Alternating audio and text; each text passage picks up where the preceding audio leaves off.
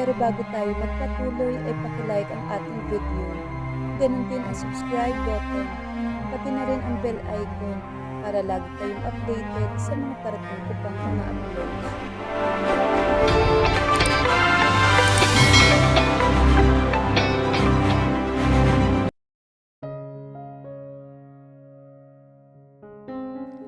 Si Liana, isang mahusay na panista na nawala ng paningin dahil sa isang aksidente, ay nabubuhay sa dilim ngunit puno ng musika.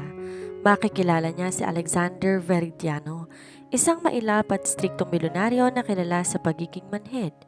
Sa likod ng karangyaan, si Alexander ay bihag ng kalungkutan. Ang kanilang pagtatagpo ay hindi lamang magpapabago sa kanilang mga buhay, kundi magtuturo sa mundo na ang pinakamagandang bagay sa mundo ay nakikita gamit ang puso. Sa loob ng maliit na apartment, sa gilid na maingay na kalsada ng Maynila, may isang namumukod tanging tunog. Hindi ito busina ng sasakyan o hiyaw ng mga nagtitinda. Ito ay ang malambing at madamdaming himig ng isang lumang piano. Si Liana ay nakaupo ng tuwid. Ang kanyang mga daliri ay tila may sariling isip habang sumasayaw sa mga ivory keys. Walang liwanag sa silid ngunit hindi niya yon kailangan. Sa kanya, ang bawat nota ay may kulay. Ang C major kasing init ng araw at ang A minor kasing lalim ng ulan. Liana anak, tama na muna yan. Nakanda ng hapunan, tawag ng kanyang ina. Ngumiti si Liana, isang ngiting sapat na upang magbigay liwanag sa kahit anong silid. Sandali lang po, Nay. Tinatapos ko lang tong komposisyon para sa mga bata sa foundation. Kahit bulag, hindi kailanman naging biktima si Liana ng sarili niyang paningin.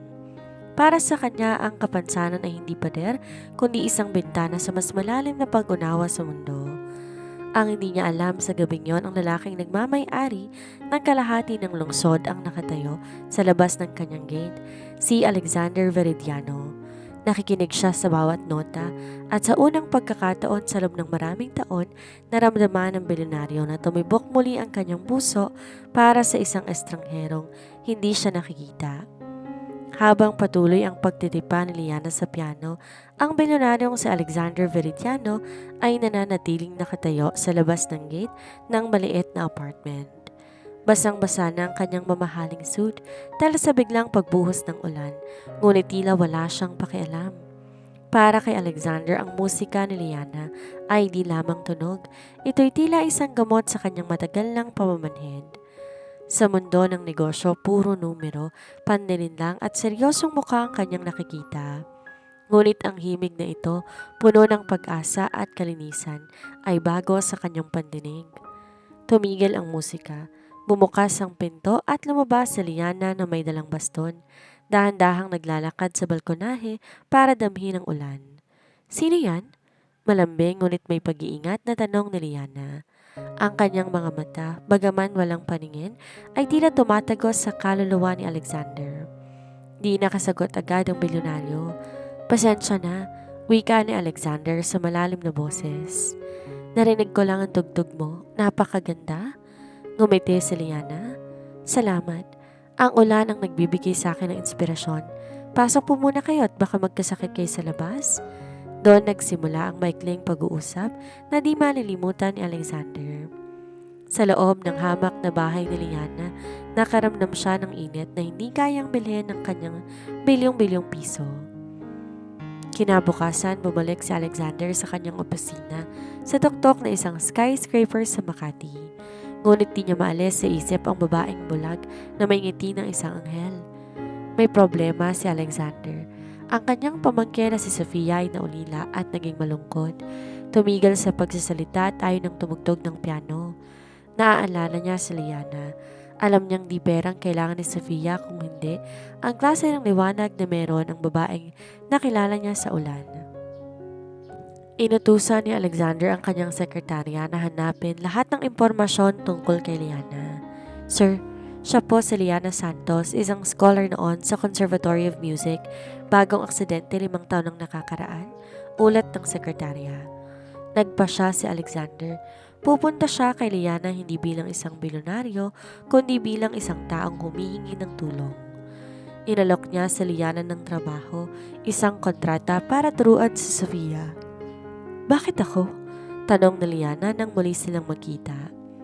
Maraming magagaling na guro na nakakakita, Mr. Veridiano. Dahil ikaw lang ang nakakarinig sa musikang hindi rin na nauunawaan. Sagot ni Alexander habang nakatitig sa mga mata ni Liana na tila naghahanap ng kaligtasan. Ang mansyon ng mga Veridiano ay tila isang palasyo sa gitna ng Forbes Park. Ngunit para kay Liana ang bawat takbang na makinis na sahig na marmol ay puno ng kaba. Bitbit ang kanyang puting baston, pumasok siya sa loob kasama ng kanyang ina na nagsisilbing gabay niya sa ngayon. Napakalaki ng bahay na to, Liana, bulong ng kanyang ina. Parang lahat ng gamit dito ginto. Ngumiti ng tipid si Liana. Huwag kang mag-alala, Nay, pareho lang naman ang hanging nilalanghap natin dito. Sinalubong sila ni Alexander sa may grand staircase. Ngunit hindi lang siyang nandoon, kasama niyang kapatid na si Beatrice, isang babaeng kilala sa pagiging matapobre at ang pinsan niyang si Marco na palaging naghahanap ng buta sa bawat galaw ni Alexander. Alexander, seryoso ka ba? Malamig na tanong ni Beatrice habang nakatingin kay Liana mula ulo hanggang paa. Magbabayad ka ng malaking halaga para sa isang gurong hindi naman nakakakita? Paano niya tuturuan si Sofia kung di niya man lang nakikita ang mga nota sa papel? Naramdaman ni Liana ang tensyon sa paligid. Bago pa makasagot si Alexander, tumuwid ng tayo si Liana. Ma'am, ang musika po, naririnig at nararamdaman, hindi lamang binabasa. Malumanay ngunit matatag na wika ni Liana. Minsan ang mga matang nagiging hadlang para makita ang tunay na damdamin ng isang kanta. Tumahimik ang paligid.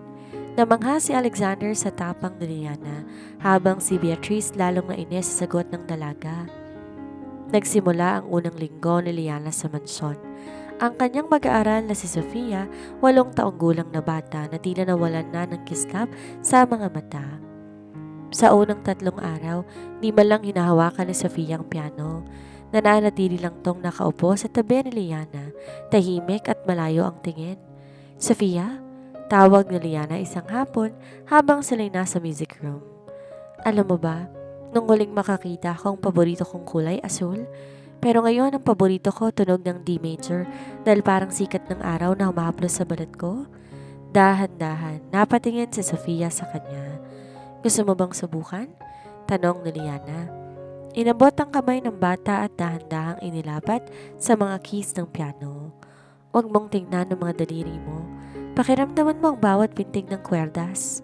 Sa unang pagkakataon, tumunog ang piano sa ilalim ng mga daliri ni Sofia. Isang simpleng nota, pero para kay Alexander na nakamasid mula sa pintuan, ito'y isang himala.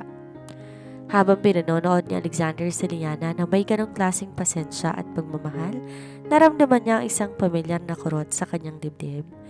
Di niya mapaliwanag kung bakit pero tila unti-unting natitibag ang pader na tinayo niya sa paligid ng kanyang puso. Naisip ni Alexander, paano nagagawang magbigay ng liwanag ng isang taong nabubuhay sa dilim?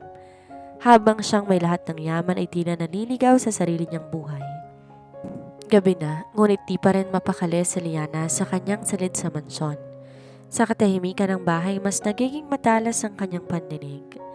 Narinig niya ang basag na tunog ng isang baso mula sa kabilang dulo ng hallway, sa study room ni Alexander. Dahan-dahan gamit ang kanyang memorya sa ayos ng bahay, tinunto ni Liana ang pinagmula ng ingay.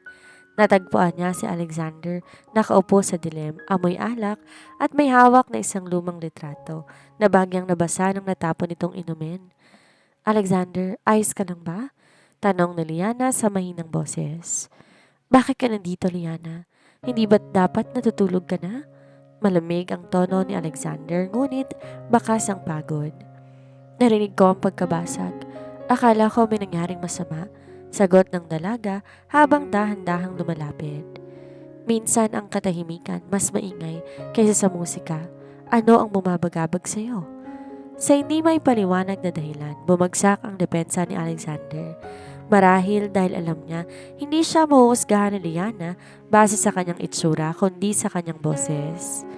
Ngayong gabi, ang anibersaryo ng pagkamatay ng mga magulang ni Sofia, pagsisimula ni Alexander.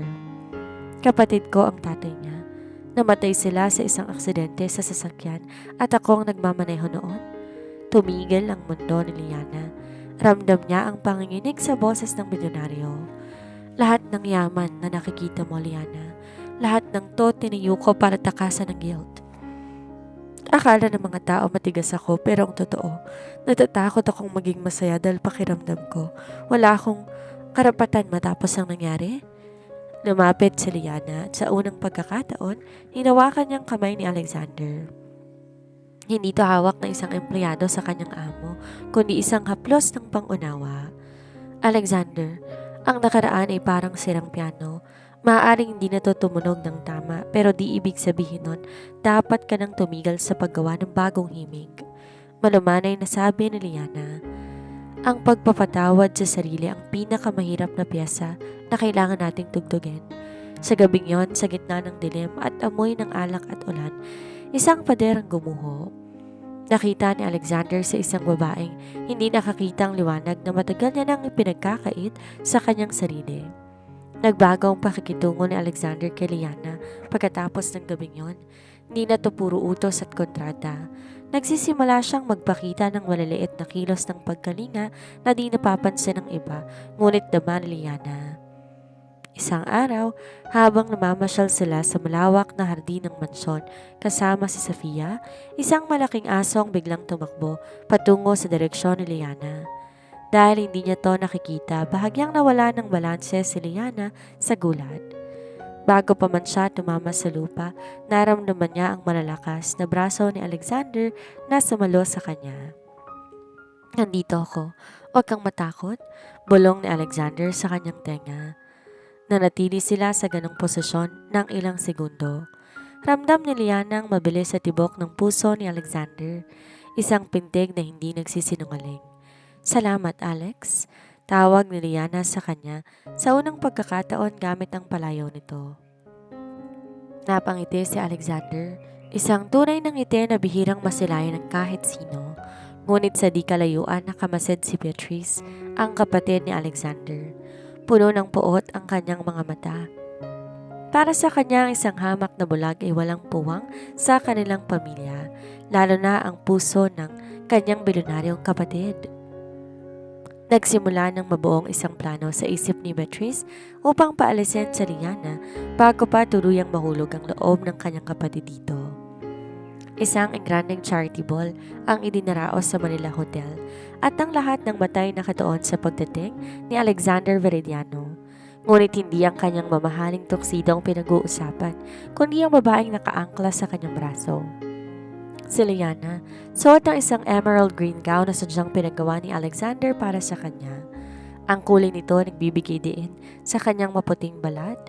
Bagaman di niya nakikita ang mga kislap ng chandelier o ang mga matatalim na tingin ng mga panauhin, nararamdaman niya ang tensyon sa hangin. Huwag mong bibitawan ng braso ko, bulong ni Alexander. Nandito lang ako. Ang daming tao, Alex. Mahinang sagot ni Liana. Naririnig ko ang kanilang mga bulong. Totoo ang hinala ni Liana. Maririnig ang mga boses na puno ng pangungutya. Sino siya? Balita ko bulag ang babaeng yan. Ano ang nakita na isang Alexander Veridiano sa isang may kapansanan? Sa gitna ng tugtugin, hiniling ni Alexander ang isang sayaw. Dinala niya si Liana sa gitna ng ballroom habang umiikot sila sa himig ng waltz. Tila nawala ang ingay ng paligid. Ang tanging nararamdaman ni Liana ay ang mainit na palad ni Alexander sa kanyang bewang at ang mabangong amoy ng pabango nito. Liana, tawag ni Alexander sa gitna ng sayaw. Hindi ka naririto para makita sila. Naririto ka para maramdaman nila na ang pinakamahalagang bagay sa mundo ay di nakikita ng mata. Ngunit ang gabi ng kislap ay mabilis na naging gabi ng pait. Habang nagpapahinga si Liana sa isang sulok, habang kumukuha ng inumin si Alexander, nilapitan siya ni Beatrice at ng mga kaibigan nito. Alam mo, Miss Piano Teacher, simula ni Beatrice na puno ng sarkasmo. Maganda ka sana pero hanggang kailan mo balak maging pabigat sa kapatid ko? Sa mundong to, kailangan ni Alexander ng partner na makakatulong sa negosyo. Hindi yung kailangan alalayan pati sa paglalakad. Beatrice, tama na. pagtatanggol ng isang kaibigan, pero di tumigil ang kapatid ni Alexander. Look at her, patuloy ni Beatrice. She's a charity case. Alexander is just pitying you, Liana. Do you really think a billionaire would fall in love with someone who cannot even see the diamond ring he might give her? Tumagos sa mga salita sa puso ni Liana. Sa unang pagkakataon mula nang makilala niya si Alexander, naramdaman niyang matinding hiya. Hindi dahil sa kanyang kapansanan, kundi dahil sa takot na baka tama si Beatrice, na baka awa lang nararamdaman ng milyonaryo. Nang bumalik si Alexander, natagpuan niyang maputla at nanginginig si Liana. Gusto ko na pong umuwi, Alex. Ngayon na, pakiusap ng dalaga. Di alam ni Alexander ang nangyari, pero ang galit sa kanyang mga mata na makitang nakangising si Beatrice ay sapat na para malaman ng lahat na may bumatikos sa kanyang mahal. Ngunit ang mas malaking problema ay ang pagdududa na naitanim na sa isip ni Liana. Isang bagyong sisira sa katahimikang matagal na nilang iniingatan. Isang linggo matapos ang charity ball, niyanig ang Veridiano Holdings na isang malaking eskandalo. Isa sa mga kasosyo ni Alexander ang nagtraidor at nagnakaw sa malaking pondo. Kasabay ng pagkalat ng mga maling balita na malulugi ng kumpanya, ang mga investors ay nagsimulang mag-pull out at ang mga stock ni Alexander bumagsak ng husto. Sa loob ng kanyang opisina, magulo ang buhok ni Alexander. Puno ng mga papel ang sahig. Sa unang pagkakataon, ang Iron Man ng Makati mukhang talunan. Sir, kailangan nyo nang humarap sa press. Naghihintay sila sa baba. Ulat ng kanyang sekretarya. Ngunit di makagalaw si Alexander. Ang pagod at ang bigat ng pressure tila sumasakal sa kanya. Sa gitna ng kaguluhan, bumukas ang pinto. Pumasok si Liana, mag-isa, gamit ang kanyang baston. Paano ka nakapunta rito? Gulat na tanong ni Alexander. Sumakay ako ng taxi. Narinig ko sa balita ang nangyayari. Hinihingal na sabi ni Liana. Alex, nasaan ka? Lumapit si Alexander. Hinawakan ang kamay ni Liana. Liana, hindi ito ang tamang oras. Magulo rito. Baka mawalang lahat sa akin. Ang kumpanya, ang reputasyon, pati na ang mansyon. Hinawakan ni Liana ang mukha ni Alexander. Hayaan mong mawalang lahat ng yan. Huwag lang mawawala ang tiwala mo sa sarili mo. Ang yaman ay parang tunog ng piano. Maaaring mawala sa hangin, pero ang kakayahan mong tumugtog laging nasa sayo. Doon, sa gitna ng pinakamalaking krisis ng kanyang buhay, na-realize ni Alexander na si Liana lang ang tanging tao na hindi siya titingnan bilang bilyonaryong si Alexander, kundi bilang isang tao na kailangan ng sandigan. Matapos sa matagumpay na pagharap ni Alexander sa press na binigyan siya ng lakas ng loob ni Liana, nagpasya siyang panahon na para itamang lahat. Hindi lang sa negosyo kung hindi, pati sa kanyang nararamdaman. Dinala niya si Liana sa isang tahimik na roof deck kung saan tanawang buong lungsod. Bagaman hindi ito nakikita ni Liana, nadarama niya ang malamig na simoy ng hangin at ang katahimikan ng gabi. Liana, pagsisimula ni Alexander. Nung gabing narinig kita sa ulan, akala ko kailangan mo ng tulong, pero ang totoo ako palang kailangang iligtas mo.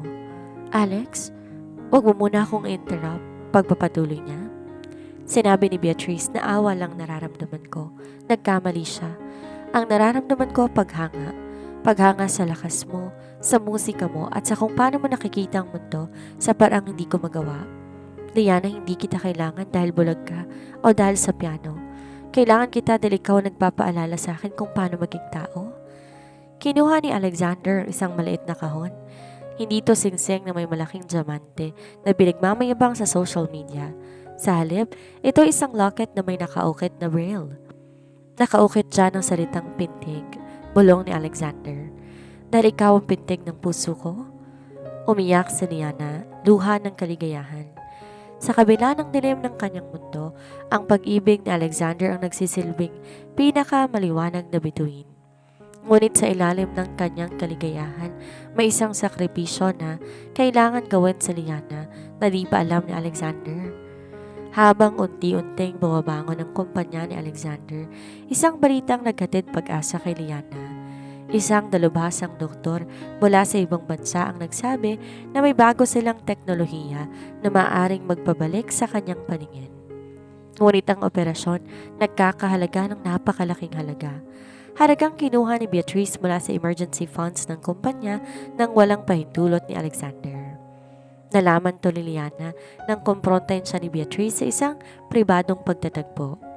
Narito ang tseke para sa operasyon mo, Liana. Malamig na sabi ni Beatrice habang nilalapag ang papel sa lamesa. Pero may kapalit to. Kapag tinanggap mo ito, kailangan mong lumayo kay Alexander. Ang kumpanya nasa kritikal na kondisyon at ang perang to dapat sana pambayad sa mga utang ng kumpanya. Kung gagamitin mo to para sa sarili mo, lulubog si Alexander. Kung aalis ka, sasabihin ko sa kanya binalik mong pera para iligtas siya. Nagdilim ang isip ni Liana. Ang pangarap niyang makita ang mukha ni Alexander nasa kamay niya na, ngunit ang kapalit ay ang pagbagsak ng lalaking mahal niya. Hindi ko kailangan ng paningin ko kung ang kapalit noon ay ang pagkasira ng buhay ni Alexander, sagot ni Liana. Huwag kang martir, bulyaw ni Beatrice. Isipin mo kapag nakakita ka na, hindi ka na magiging pabigat, pero di ka na pwedeng magpakita sa kanya. Hayaan mo siyang isipin na iniwan mo siya dahil nakuha mo ng gusto mo. Mas madali siyang makamove on kung magagalit siya sa'yo. Sa gabing yon, gumawa na isang masakit na desisyon sa Liana. Iniwan niya ang mansyon ng walang pasabi. Ang tanging iniwan niya ay ang locket na binigay ni Alexander at isang maikling liham na sinulat niya sa tulong ng kanyang ina. Liham na sadyang ginawa upang magmukhang masama siya. Nagising si Alexander sa isang tahimik na mansyon. Walang tunog ng piano, walang halimuyak na Liana. Nang mabasa niyang liham na nagsasabing, nakuha ko ng kailangan ko. Salamat sa pera para sa aking mga mata, gumuho ang mundo niya. Hindi magagawa ni Liana to, bulong ni Alexander sa sarili. Ngunit ang ebidensya ng nawawalang pondo at ang pagkumpirma ni Beatrice ay tila sapat na para maniwala siya. Lumipas sa mga buwan, naging mas matagumpay ang Veridiana Holdings. Ngunit si Alexander naging mas malamig pa kaysa dati. Hindi na siya nakikinig ng musika. Ang bawat nota nagpapaalala sa kanya ng pagtatraidor. Ngunit isang gabi, habang binubuksan niya isang lumang drawer, nakita niyang recorder na ginamit ni Liana sa kanilang mga lesson kay Sofia. Pinindot niya ang play. Alex, kung naririnig mo to, sana pinatawad mo na ako. Hindi ko kailangan ng mga mata para makita ang kabutihan mo. Mas pinili kong manatili sa dilim kaysa makita kang nawawalan ng lahat dahil sa akin. Ang perang kinuha ni Beatrice, ginamit ko para bayaran ang mga utang ng kumpanya mo sa pangalan ng isang lihim na investor. Hindi ako nagpa-opera, Alex, dahil sapat na sa akin. Ang huling imahe sa puso ko'y ikaw. Napalhod si Alexander. Ang galit na tinanim niya sa kanyang puso napalitan ng matinding pagsisisi. Hinanap niya sa Liana sa bawat sulok ng lungsod, sa bawat bahay ampunan at sa bawat kanto kung saan may tumutunog na piano. Matapos matuklasan ang katotohanan sa likod ng pag-alis ni Liana, hindi tumigil si Alexander hanggat hindi niya ito nahanap. Ginamit niya lahat ng kanyang resources, hindi para manakit, kundi para humingi ng tawad. Natagpuan niya si Liana sa isang maliit na probinsya sa Laguna. Nagtuturo ng piano sa mga batang kapuspalad sa isang lumang simbahan. Nang makita siya ni Alexander mula sa malayo, napansin niya, suot nito ay isang locket na may braille, ang tanging alaala na hindi nito binitawan. Liana? Tawag ni Alexander sa boses na nanginginig sa emosyon. Natigil ang pagtugtog ni Liana. Alex, panaginip pa to? Lumapit si Alexander at tumuhod sa harap niya. Hindi to panaginip. Patawad kung hinayaan ko na malinlang ako ng galit. Patawad kung hindi ko agad nakita ang sakripisyo mo. Hindi na hinayaan ni Alexander na mawalang muli si Liana. Sa tulong ng pinakamagaling na doktor sa mundo na personal na kinuha ni Alexander sa mailalim si Liana sa operasyon. Di na to naging issue sa kumpanya dahil ang katapatan ni Liana ang nagligtas sa Veridiana Holdings mula sa mas malaking pagkalugi noon. Pagkatapos na ilang linggong paghihintay at pagpapagaling, dumating ang araw ng pagtanggal ng benda sa mga mata ni Liana. Sa loob ng silid sa ospital, tanging si Alexander lang ang naroon. Dahan-dahan, milulat ni Liana ang kanyang mga mata. Malabo nung una hanggang sa luminaw ang lahat. Ang unang imaheng nakita niya ay mukha ng lalaking matagal na niyang minamahal sa dilim. Mas gwapo to kaysa kanyang imahinasyon, ngunit ang pinakamahalaga ay ang mga matang puno ng luha at wagas na pagmamahal. Nakikita na kita, Alex, bulong ni Liana. At mas maganda ang mundo dahil nandyan ka. 5 taon ang mabilis na lumipas. Ang dating malamig at tahimik na mansyon ng mga Veridiano ay puno na ngayon ng buhay at ingay. Wala na si Beatrice na pinatapon ni Alexander sa ibang bansa matapos malaman lahat ng kasamaan nito. Bagaman patuloy silang nagpapadala ng tulong para sa pagbabago nito. Isang maaraw na hapon, sa malawak na hardin, makikita si Lianang nakaupo sa bench habang pinapanood ang kanyang 2 anak. Isang lalaki na kamukhang kamukha ni Alexander at isang maliit na babaeng may ngiti ni Liana. Si Sofia na isa na ngayong dalaga at isang mahusay na pianista ay masayang tinuturuan ang kanyang mga pinsan na maglaro. Lumapit si Alexander, niyakap si Liana mula sa likuran. Isang halik ang ginawan niya sa noo ng asawa. Salamat sa pagbibigay sa akin ng pamilyang to, Liana, ani Alexander. Dati akala ko ang tagumpay nasa dami ng zero sa bank account ko, pero ngayon alam ko na ang tunay na yaman ay ang makita kayong masaya. Ang pag-ibig mong nagbigay sa akin ng palingan, Alex, hindi lang ng mga mata kundi ng puso, sagot ni Liana. Nagpatuloy ang kanilang buhay na puno ng musika. Nagpatayo sila ng Liana Veridiana Foundation for the Arts, isang paaralan para sa mga batang may kapansanan na nagnanais matuto ng musika at sining. Sa huling bahagi ng araw, habang papalubog ang araw, tumugtog si Liana at Alexander ng isang duet sa grand piano. Ang bawat nota ay kwento ng kanilang paglalakbay mula sa dilim patungo sa liwanag, mula sa pait patungo sa tamis. Isang pag-ibig na hindi kailanman mabulag ng pera kundi ginabayan ng pintig ng katotohanan.